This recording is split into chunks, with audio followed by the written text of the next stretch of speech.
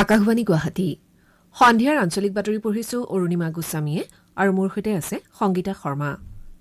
এতিয়াৰ প্ৰধান বাতৰিসমূহ হ'ল যশস্বী কবি নীলমণি ফুকনলৈ ভাৰতীয় সাহিত্যৰ সৰ্বোচ্চ সন্মান জ্ঞানপীঠ বঁটা, গোলাপী জামুৰ লগ্নৰ কবিলৈ অভিনন্দনৰ বন্যা, মুখ্যমন্ত্ৰী ড হিমন্ত বিশ্ব শৰ্মাকে ধৰি বিশিষ্ট ব্যক্তিসকলৰ শুভেচ্ছা, মণিপুৰৰ মোৰেত অসম ৰাইফলছৰ অভিযানত ৫০০ কোটি টকাৰো অধিক মূল্যৰ মাদক দ্ৰব্য জব্দ আৰু বিশিষ্ট সাহিত্যিক হোমেন বৰগোহাঁইৰ জন্মবাৰ্ষিকী উপলক্ষে শ্ৰীমন্ত শংকৰদেৱ কলাক্ষেত্ৰত আয়োজিত অনুষ্ঠানত সাহিত্যিক পেঞ্চন প্ৰদান।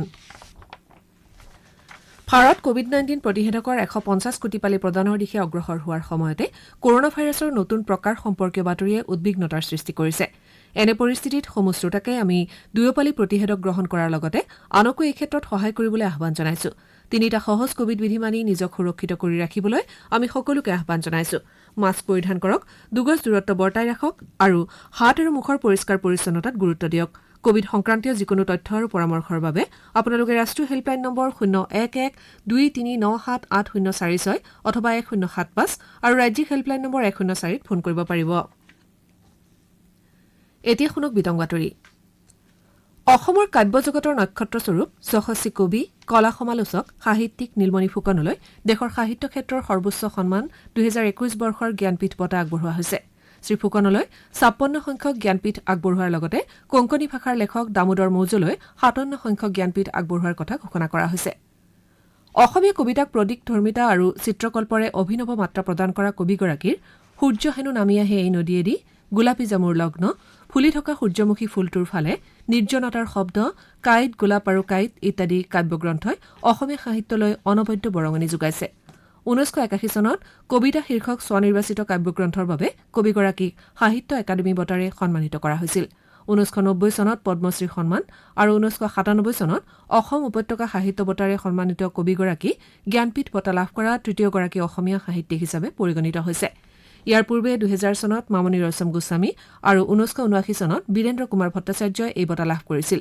উল্লেখযোগ্য যে অসমে প্ৰথমবাৰৰ বাবে কাব্য সাহিত্যৰ ক্ষেত্ৰত এই বঁটা লাভ কৰিছে। জ্ঞানপীঠ সন্মান লাভ কৰাৰ পাছত সম্প্ৰতি অসুস্থ কবিগৰাকীৰ সহধৰ্মিনী দুলুমণি ফুকনে আকাশবাণীৰ আগত এইদৰে মনৰ ভাৱ প্ৰকাশ কৰে। অনুভৱটো আৰু এনেকুৱা এটা দিছে ছাৰক, তেওঁলোকে জ্ঞানপীঠৰ অনুষ্ঠানটোৰ পৰা তাৰপিছতে তেওঁলোকে সেইটো দিয়াৰ কাৰণে আমি আটায়ে আনন্দই পাইছো। কথাটো হৈছে কি, তেওঁ এতিয়া সেই বস্তুটো নিজে কিমান দূৰ অনুভৱ বা কৰিব পাৰিছে, এতিয়া ভালকে তেওঁ কথাটো ভালকে তেওঁ অনুভৱ কৰিব পৰা নাই। সুধি আছে এইটো প্ৰাইজটো কোনে দিলে, এইটো প্ৰথমতে কেনেকে খবৰটো পালা, এইবিলাক কথাটো সোধে। তাৰপিছতে কৈ আহিছো নহয়, তাৰপিছত তেওঁ পাহৰি যায়। সেয়াই আৰু অনুভৱটোতো ভালেই লাগিছে, এফালে দুখো লাগিছে। তেওঁ নিজে ঠিক থকা হলে তেওঁ কিমান ভাল পালেহেঁতেন, আগতে কৰিলেহেঁতেন। সেইটো কথা। তেওঁ বয়স হৈ গলতো, এতিয়া যথেষ্ট বয়স হৈ গল। ১৯৩৩ চনৰ ১০ ছেপ্টেম্বৰত গোলাঘাট জিলাৰ ডেৰগাঁৱত জন্মগ্ৰহণ কৰা কবিগৰাকীয়ে ১৯৬১ চনত গুৱাহাটী বিশ্ববিদ্যালয়ৰ পৰা স্নাতকোত্তৰ ডিগ্ৰী লাভ কৰে। ১৯৬৪ চনত গুৱাহাটীৰ আৰ্য বিদ্যাপীঠ মহাবিদ্যালয়ত অধ্যাপক হিচাপে যোগদান কৰি ১৯৯২ চনত একেখন মহাবিদ্যালয়ৰ পৰা তেওঁ অৱসৰ গ্ৰহণ কৰে। জাপানী আৰু ইউৰোপীয় বিভিন্ন ভাষাৰ কবিতা অসমীয়ালৈ অনুবাদ কৰি কৃতিত্ব অৰ্জন কৰা কবিগৰাকীক ২০১৯ চনত ডিব্ৰুগড় বিশ্ববিদ্যালয়ে ডি লিট সন্মান প্ৰদান কৰে। জীৱনৰ প্ৰতি অনন্ত জিজ্ঞাসা, মানুহৰ দুখ ব্যথাৰ প্ৰতি গভীৰ সহমৰ্মিতা আৰু সংবেদনশীলতাৰে অনবদ্য কাব্য সৃষ্টি কৰি অহা এইজনা কবিৰ জ্ঞানপীঠ সন্মান লাভৰ খবৰে বছৰটোৰ শেষত ৰাজ্যখনৰ সাহিত্যানুৰাগীসকলক উৎসাহিত কৰিছে। মুখ্যমন্ত্ৰী ড হিমন্ত বিশ্ব শৰ্মাই বিশিষ্ট কবিগৰাকীক এই বঁটা লাভৰ বাবে আন্তৰিক অভিনন্দন জ্ঞাপন কৰিছে। শিক্ষামন্ত্ৰী ড ৰণোজ পেগুৱে কবিগৰাকীক অভিনন্দন জ্ঞাপন কৰি দিয়া এটা বাৰ্তাত ঋষিতুল্য ব্যক্তিত্বৰ অধিকাৰী কবিগৰাকীলৈ ভাৰতীয় সাহিত্যৰ সৰ্বোচ্চ সন্মান আগবঢ়োৱাৰ খবৰে আনন্দ আৰু গৰ্ব অনুভৱ কৰাইছে বুলি মন্তব্য কৰে।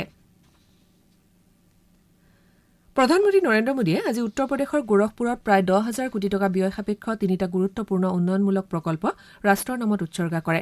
ইয়াৰ ভিতৰত গোৰখপুৰ সাৰ প্ৰকল্প অন্যতম।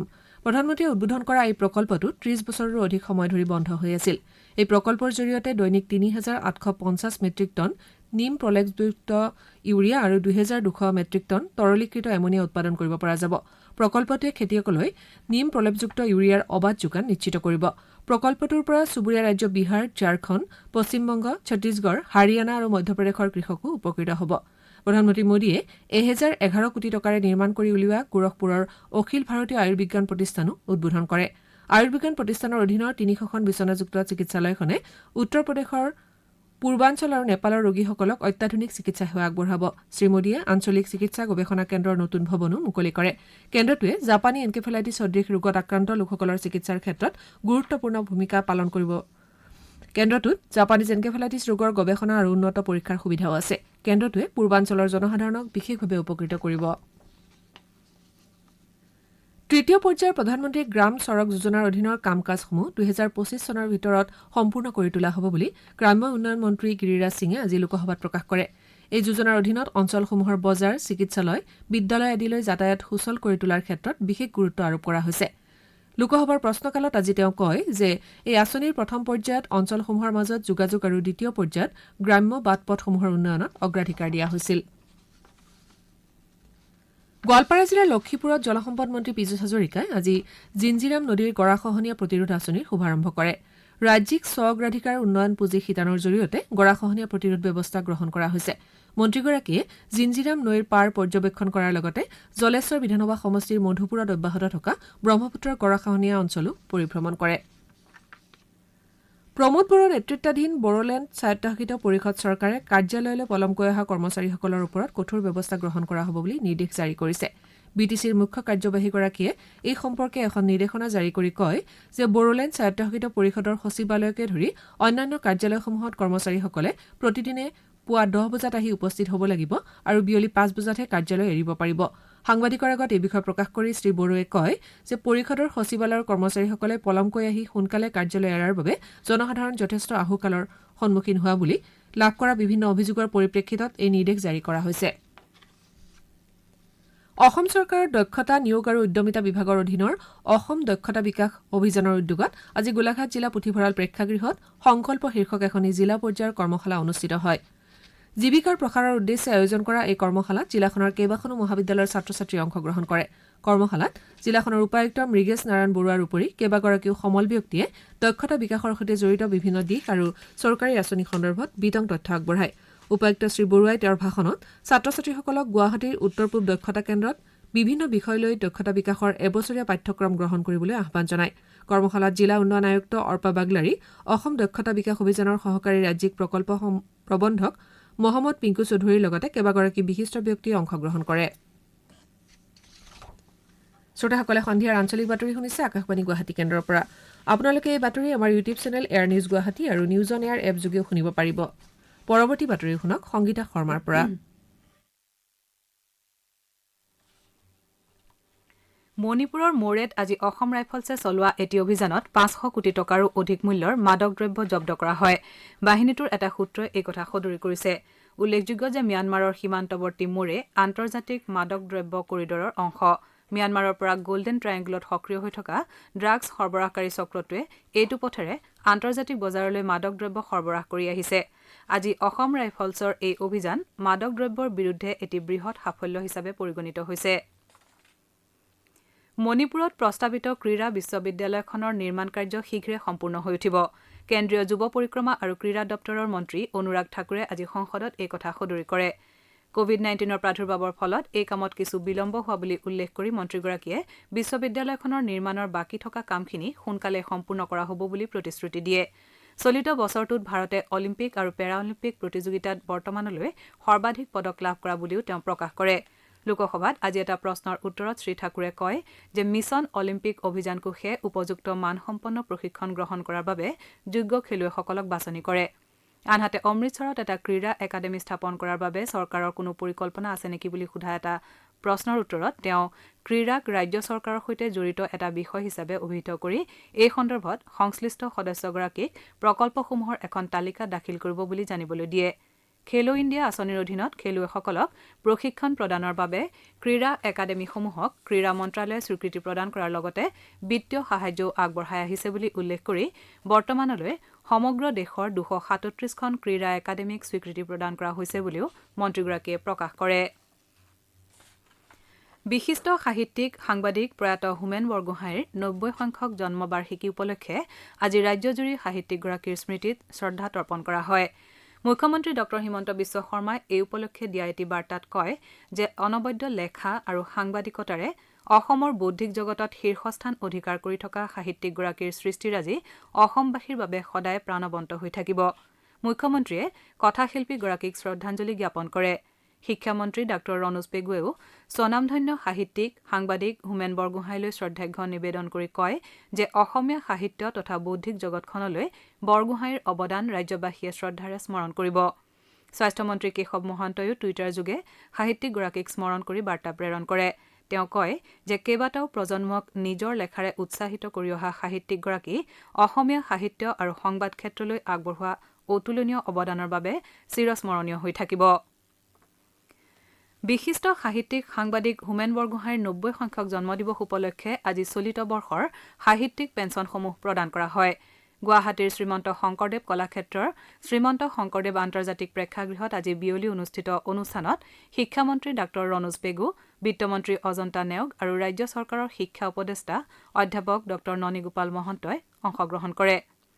উল্লেখযোগ্য যে চলিত বৰ্ষৰ সাহিত্যিক পেঞ্চনৰ বাবে 23গৰাকী বিশিষ্ট সাহিত্যিকক বাছনি কৰা হৈছিল। সমগ্ৰ দেশৰ লগতে আজি শিৱসাগৰ জিলাত সৈনিক কল্যাণ কাৰ্যালয়ৰ উদ্যোগত জিলা উপায়ুক্তৰ কাৰ্যালয়ত আৰ্মড ফৰ্চেছ ফ্লেগ ডে পালন কৰা হয়। এই উপলক্ষে জিলা সৈনিক কল্যাণ বিষয়া অৱসৰপ্ৰাপ্ত উইং কমাণ্ডাৰ শ্বেখ ৰছিদ হাজৰিকাই উপায়ুক্ত মেঘনিধি দাহালক সম্বৰ্ধনা জনায়। ইয়াৰ পাছতে উপায়ুক্তকে ধৰি জিলাখনৰ শীৰ্ষস্থানীয় অসামৰিক বিষয়া আৰু কৰ্মচাৰীসকলে বেজ আৰু ফ্লেগ পৰিধান কৰি ফ্লেগ ডেৰ পুঁজিলৈ দান বৰঙণি আগবঢ়ায়। উল্লেখযোগ্য যে দেশৰ সুৰক্ষাৰ কাৰণে যুঁজত শ্বহীদ হোৱা সৈনিক, কৰ্মৰত আৰু অৱসৰপ্ৰাপ্ত জোৱানসকলক সন্মান জনোৱাৰ উদ্দেশ্যে 7 ডিচেম্বৰৰ দিনটো আৰ্মড ফৰ্চেছ ফ্লেগ ডে হিচাপে পালন কৰি অহা হৈছে। কামৰূপ জিলাৰ ৰঙিয়াত আজি অসম কোঅপাৰেটিভ এপেক্স বেংকৰ 74 সংখ্যক প্ৰতিষ্ঠা দিৱস কেন্দ্ৰীয়ভাৱে পালন কৰা হয়। এই উপলক্ষে ৰঙিয়া প্ৰগতি সংঘৰ প্ৰেক্ষাগৃহত এটি অনুষ্ঠানৰ আয়োজন কৰা হয়। এই কাৰ্যসূচীত মুক্তিযোদ্ধা কৃষ্ণ লহকৰ আৰু শিল্পী পেঞ্চন প্ৰাপক নৰেন্দ্ৰ শৰ্মাই বন্তি প্ৰজ্বলন কৰে। 1948 চনৰ আজিৰ দিনটোতে তেতিয়াৰ প্ৰধানমন্ত্ৰী গোপীনাথ বৰদলৈৰ প্ৰচেষ্টাত আৰম্ভ হোৱা অসমৰ একমাত্ৰ স্থানীয় বেংক এপেক্স বেংকৰ উন্নতিৰ সৈতে ৰাজ্যখনৰ উন্নতি জড়িত হৈ আছে বুলি বেংকৰ পৰিচালন সঞ্চালকগৰাকীয়ে প্ৰকাশ কৰে। বাক্সা জিলাৰ মুছলপুৰত আজি মহিলা সবলীকৰণ সংক্ৰান্তত সজাগতা সৃষ্টিৰ উদ্দেশ্যে এটি সমদল উলিওৱা হয়। অমৃত মহোৎসৱৰ লগত সংগতি ৰাখি বাক্সা জিলা সমাজ কল্যাণ বিভাগৰ উদ্যোগত আৰু জিলা প্ৰশাসনৰ সহযোগত আয়োজিত এই সমদলত শতাধিক যুৱতী আৰু মহিলাই হাতে হাতে বেনাৰ প্লে কাৰ্ড লৈ অংশগ্ৰহণ কৰে।